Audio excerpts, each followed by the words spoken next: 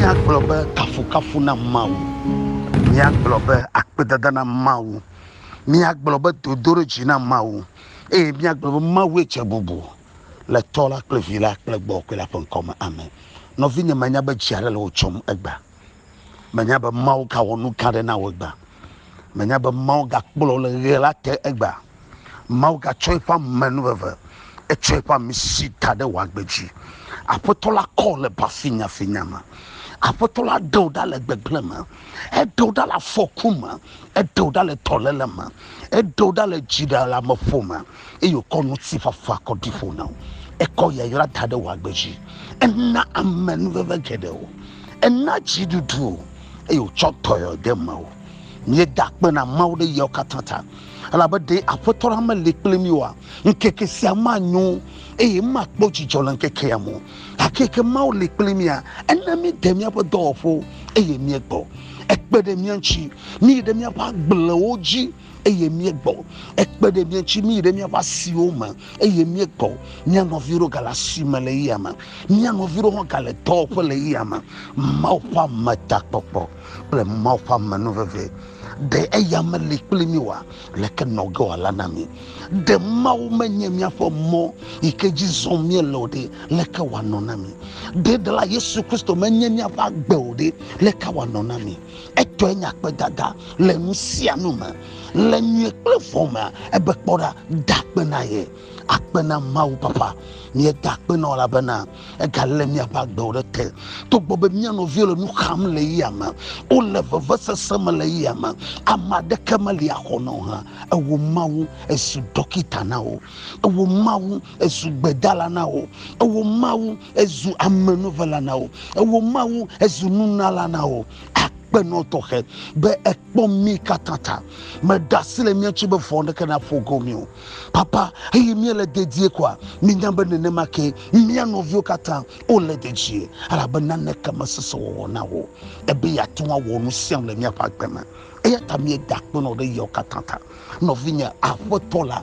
ekpomnya tablibo lenkeke yaji le joda yajia ekpomnyata meglono obe joda de siadem elebe nenyuno nkeke yo katale jini ama elebe mena nyuno be jijo pokpo na hwanyi no yo kojo le goa elebe ne swasio en yo ko hola si wa pasase toa elebe ne swasio la bana to enye sia okata yata no vinya meji magblono be egbe ma ofanya le gbogbolo mi benade oh le Johannes Pagban le etameniko akala ma wi velia gbogbolo be poda na mi jeyo nyama ala banyela nyenye agbela pe kekeli na mi jeyo nyama la mi mala vivichi mesonge akpo ke bo mi azon le agbela pe kekeli no ala ba foto la nenye klo pa gbe ma wenye mia pagbe le nusia numa yenye mia pagbe takpola eyele mia kplom le nu katama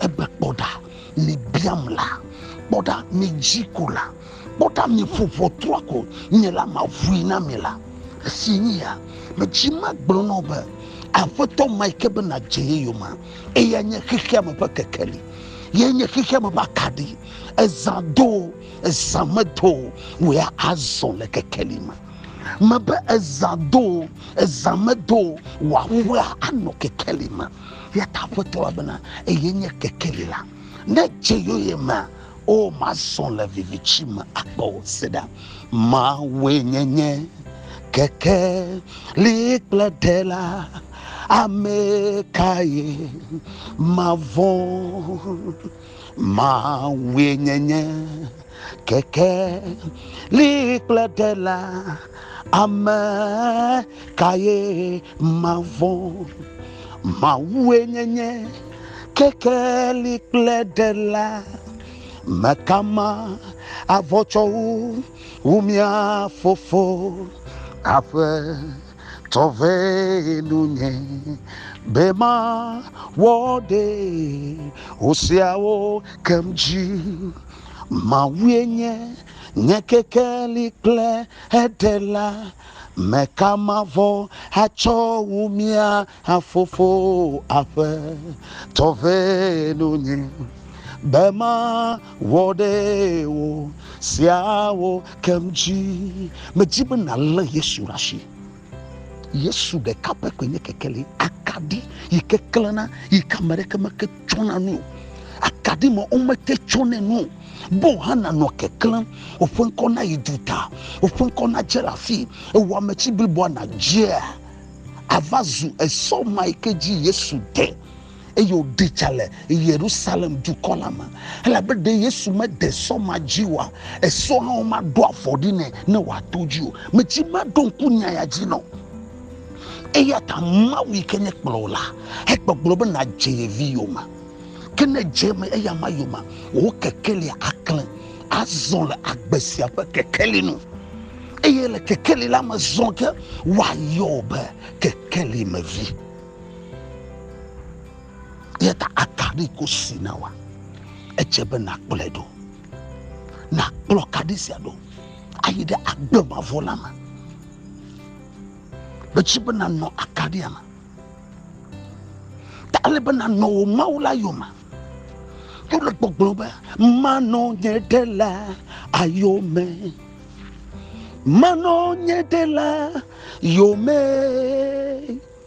eya sibe konye agbele mano nye mawu yome eya sibe konye agbele mano nye mawu yome mano nye dela ayome mano nye Yesu yome eya simbe konye agbele mano nye dela yome eya simbe konye agbele mano nye mawu uyome mabanana kama do vichina wo magbogbolom no be afi Adam ple eva wa jode hihiyama mawu ko no sia mu daro po ji popote nana kama hiawo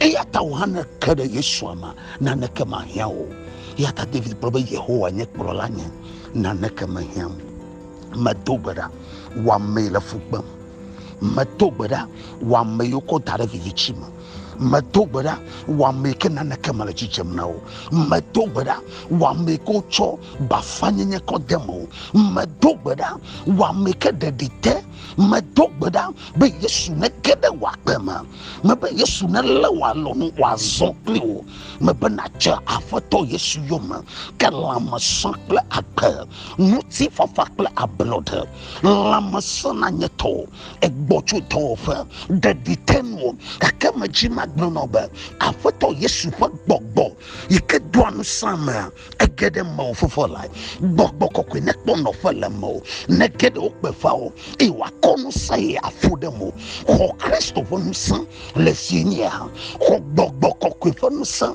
le fienia ho akadiva vama vonu san le fienia ebene cheyoma azon le agbela pa kekelinu e we amale sosogele vivichimo malika bata la pakamba to seke lo breaking do zakele zakatun de lekara robon de lekembanda masuka talakaya ameko nu jole go amefi o ga jole go eyo le tefade de mabo kekele ne klareji bo achegola o kekele ke mauna le sayama ene che Yesu yoma kekele mane klareji afisi afikola mabo ole le tefumala kekele klareji elekpoga elenu hogelesi madogbada vivichi madeke magbelenchu ebe fiafitola va bi afifi awam agblenu kakeya eva bena kpo agbe plepa gbososo Yesu kenye kekelia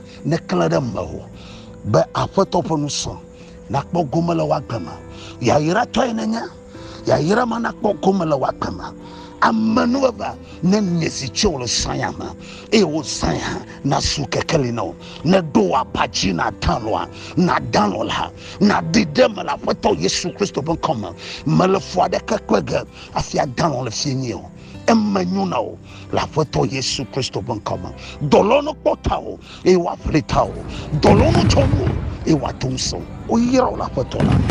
Amen. The Mawe told the Maufi, Bankama.